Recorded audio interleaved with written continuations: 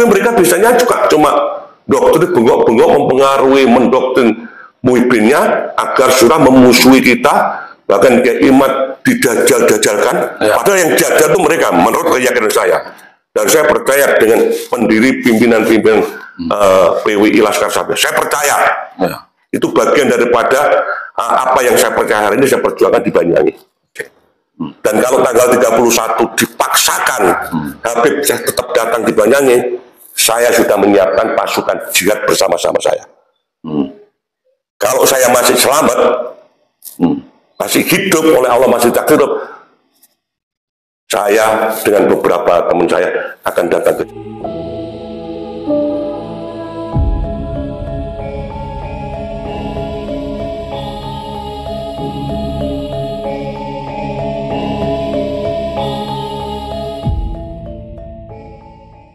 Assalamualaikum warahmatullahi wabarakatuh. Waalaikumsalam warahmatullahi wabarakatuh. Pemirsa, tentu Anda masih ingat pada hari Kamis tanggal 19 Desember tahun 2024. Minggu lalu kalau nggak salah ya. Betul. Ini di mana PWI Kabupaten Banyuwangi yang kebetulan dipandegani oleh beliau, yaitu Ki Ageng Bumi Sroyo, di mana beliau bersama teman-teman yang lain mengadakan sebuah pergerakan tentang penolakan atas hadirnya Habib Syekh dalam acara sholawatan akbar di Banyuwangi. Tentu beliau ini punya alasan kenapa harus menolak ya. Tetapi ketika penyampaian aspirasi kepada Bupati Banyuwangi yang dihadiri oleh asisten pemerintahan dan Kesra, dalam hal ini kalau tidak salah yaitu Bapak Bram Muda itu. Namun sampai saat ini ternyata aspirasi tersebut tidak mendapatkan respon, tidak mendapatkan jawaban. Nah, ini hal lain merupakan pengabaian terhadap aspirasi dari masyarakat Banyuwangi, dalam hal ini yang dipandegani oleh Ketua Perjuangan untuk Wali Songo di Banyuwangi. Kita akan bincang-bincang dengan Ki Ageng Bumi Sroyo terkait dengan perjuangannya untuk penolakan atas hadirnya Habib Syekh di bumi Blambangan Banyuwangi. Assalamualaikum. Waalaikumsalam warahmatullahi wabarakatuh. Sehat Ki Ageng? Alhamdulillah sehat walafiat Mas Deli. Ki Ageng, sebelum kita mulai, kita alangkah eloknya menyeruput kopi dulu. Monggo, silakan, monggo. Silakan. Oke, Ki Ageng, pada hari Kamis minggu lalu kan Ki Ageng sempat belak-belakan secara terbuka, tegas, lugas, dan lantang terkait penyampaian aspirasi untuk menolak hadirnya Habib Syekh di bumi Blambangan. Nah, sejauh ini kan sudah seminggu lewat ini ya. Tentu saja itu kan diawali biasanya lewat surat kan itu. Nah, informasinya katanya sampai sekarang belum dapat respon dari pihak Bupati Banyuwangi. Gimana kalau menurut Ki Ageng ini? Ya, terima kasih Mas Denny. Benar yang disampaikan oleh Mas Denny. Jadi kami selaku organisasi, bukan atas nama pribadi, tapi ini organisasi Perjuangan Wali Songo Indonesia dan Laskar Sabila Kabupaten Banyuwangi telah menyampaikan surat pemberitahuan atas petisi penolakan dari beberapa kelompok masyarakat, ada kiainya, ada santrinya, dan juga elemen-elemennya yang memang kami yang memfasilitasi pertemuannya di pondok pesantren di Langering, pondoknya Kiai Ainul Yakin. Jadi itu ada pernyataan sikap penolakan atas kehadiran Habib Syekh dan Habib-Habib lainnya di bumi Blambangan ini. Oleh karena itu, karena yang mengundang hadirkan para undangan tersebut adalah PWI dan Laskar Sabila Kabupaten Banyuwangi, sehingga kami bersurat kepada Bupati. Kalau nggak salah pada tanggal 16 Desember 2024 yang lalu kita bersurat kepada Bupati, kita menyampaikan petisi yang telah kita buat bersama oleh elemen masyarakat yang ada di Kabupaten Banyuwangi.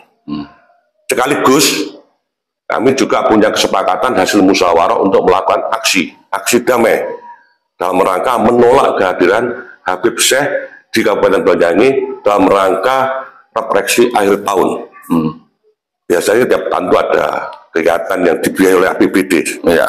Itu menghadirkan sholawatan kalau nggak salah sudah 2 kali.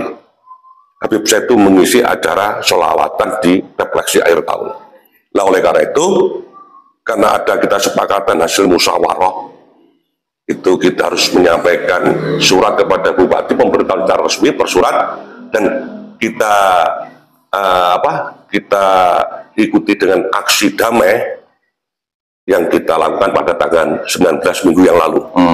Dan itu pemberitahuan kami PWI kepada pihak kepolisian dalam hal ini Polresta Banyuwangi, itu kita tuh memberitahu bahwa aksi itu secara periodik. Jadi aksi pertama tanggal 19 Desember 2024 tempatnya di Pemda. Aksi kedua kalau nggak ada respon dari pemerintah daerah, ini ternyata kan tidak ada respon. Ya. Sehingga kita menindaklanjuti pada aksi kedua pada tanggal 26 Desember 2024 besok pagi rencana. Karena belum ada respon. Faktanya sekarang itu hari liburan Natal. Ya. Nah, kami sendiri waktu itu tidak menghitung kalau bertepatan dengan waktu Natal. Saya pikir Natal itu cuma hari, menurut saya cuma sehari aja, tanggal 25 sekarang ini, besoknya masuk. Nggak taunya ada bersama. Ya bagi saya nggak masalah. Yang penting pemberitahuan sudah kita sampaikan kepada kepolisian. Besok kita turun, namanya aksi damai. Ya. Kita besok bikin panggung aja lah. Penyampaian aspirasi masyarakat. Yang tetap kita menolak. Dan terakhir tanggal 31 hari Selasa.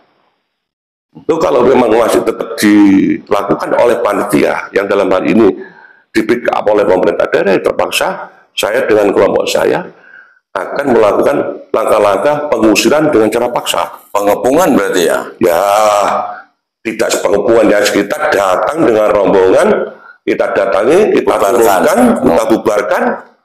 Dan secara otomatis ini kan dampaknya kan negatif. Ya. Ada muhibin, ya. Ada pihak keamanan. Pastinya kita sudah apa-apa, sudah kita bismillah. Saya kemarin malam sudah kita baiat teman-teman kami di salah satu pondok di Ketapang yang mendampingi saya nanti ikut berjihad bersama-sama saya tanggal 30 Jadi malam sudah berjalan dengan baik. Nanti saya akan memimpin untuk mengusir secara paksa Habib Syekh di lokasi sholawatan itu. Bukan berarti kita menolak sholawatannya, tidak. Tapi akan kita usir Habib Syekhnya dan Habib-Habib lainnya. Dan ini berapa hari yang lalu sudah mulai ada sebulan. Saya didatangi dari banyak pihak. Suruh menghentikan. Bagi saya ini prinsip kok. Ini jalan jihad yang saya pilih. Harga mati berarti. Harga mati. Senin minggu yang lalu itu Pak PLT Sekda, Pak Guntur duduk di sini nih. Pagi-pagi, saya nggak mau. Ini tujuannya apa Pak Guntur? Yang minta agar supaya kita nggak melakukan aksi penolakan terhadap acara Habib Syekh. Saya katakan ini kan dibiayai APBD. Saya juga masyarakat.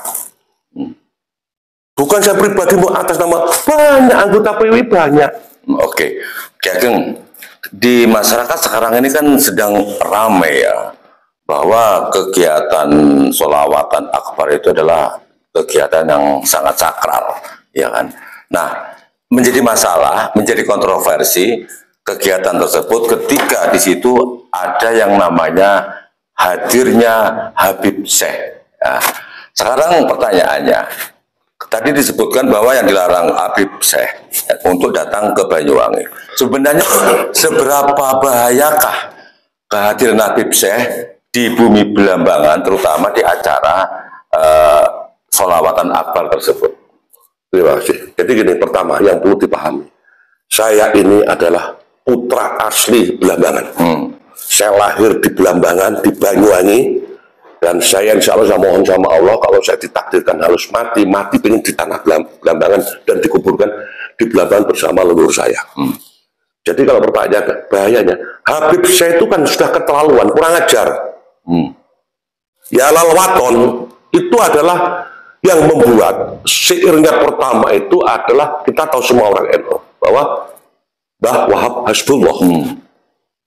Nah sekarang kan dibawa Yalal Waton begitu masyhur, booming, dibawakan oleh adik-adik gerakan pemuda Ansor dan Banser.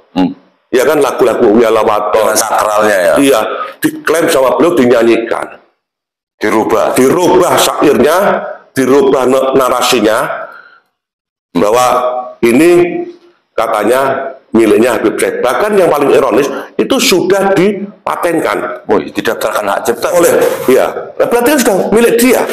Satu sisi Yalal Waton itu dibuat insya Allah hasil dari penyampaian penyerahan daripada senior-senior saya di pergerakan, baik itu di Ansor dan NU waktu itu, bahwa itu adalah lagu penyemangat buat warga pribumi yang waktu masih dalam rangka masa penjajahan, membangkitkan giroh, semangat perjuangan untuk cinta tanah air, cinta Islam, cinta ulama. Itu dulu awalnya.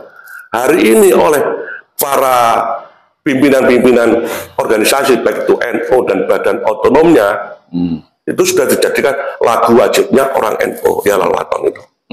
Nah sekarang ini dipakai oleh Habib Syekh di mimbar-mimbar konser dakwahnya. Dia orientasinya kan golek sangu, golek duit, bisnis. Ya. Sudah gitu diklaim, dipatenkan. Ini kan sudah kurang ajar. Berarti kan orang lain tidak boleh pakai. Dan sudah gitu dia tidak minta maaf kepada Duriah Wahab Hasbullah di Tambak Beras khususnya, dan warga NU di Indonesia. Itu pertama. Kedua, dia dalam konsernya mengatakan dalam syairnya bahwa Habib Rizik adalah gurunya NU. Habib Rizik adalah idolnya NU. Ini kan kurang ajar. Sejak kapan Rizik bajingan ini jadi gurunya NU? Ini yang saya selaku warga NU saya nggak terima. Dan banyak yang bergabung di PWI dan Laskar Sabilah di Indonesia itu benar. Soal orang NU yang NU masih bilang terima, ya mohon maaf, mudah-mudahan segera dapat hidayah dari Allah. Itu doa kami. Karena NU itu berjuang menindaklanjuti daripada misi dakwahnya Wali Songo. Kita semua tahu bahwa Islam masuk di Indonesia bisa diterima secara masif seluruh nasional ini karena gaya dakwahnya yang dipelopori oleh para Wali Songo, diteruskan oleh Jam'iyah Nahdlatul Ulama. Nah sekarang ini dikatakan oleh kelompok Ba'alawi bahwa Wali Songo tidak ada duriahnya, terputus.